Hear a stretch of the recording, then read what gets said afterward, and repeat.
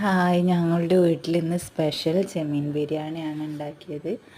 അതിനുള്ള ചെമ്മീനൊക്കെ പൊരിച്ച് സെറ്റാക്കി കൊണ്ടിരിക്കുകയാണ്. അതിന് ശേഷം അടുപ്പത്ത് ഉള്ളിയും തക്കാളിയും വെച്ച് നന്നായിട്ട് വാട്ടി അതിലേക്ക് കുറച്ച് ആവശ്യത്തിലുള്ള ഉപ്പൊക്കെ ഇട്ട് വാട്ടിയതിന് ശേഷം ഇഞ്ചിയും വെളുത്തുള്ളി പച്ചമുളക് ഇതൊക്കെ മിക്സിയിലിട്ട് പൊടിച്ചെടുത്തത് അതിലേക്ക് ഇടാം. അതിൻ്റെ കൂടെ മല്ലിച്ചപ്പ്, പുതിന, കരിവേപ്പില അതൊക്കെ ചേർക്കണം. അതൊക്കെ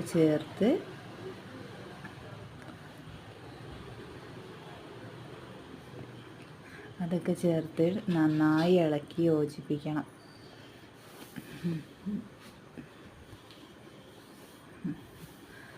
നന്നായി ഇളക്കി യോജിപ്പിച്ചതിന് ശേഷം നമ്മൾ പൊരിച്ച് മാറ്റി വെച്ച ചെമ്മീൻ എടുത്ത് അതിലേക്ക് ഇട്ട് കൊടുക്കണം.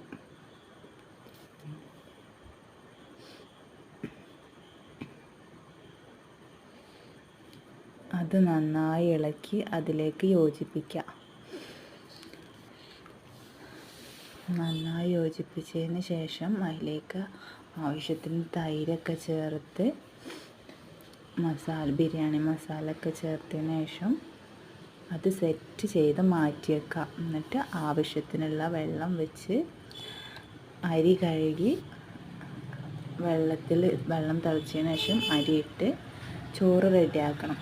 അപ്പോൾ നമ്മളെ ചെമ്മീൻ ബിരിയാണി റെഡിയാണ്. ഇന്ന് വല്യമ്മേൻ്റെ സ്പെഷ്യൽ ചെമ്മീൻ ബിരിയാണി എല്ലാവരും നല്ല അടിപൊളിയായി കഴിച്ചു.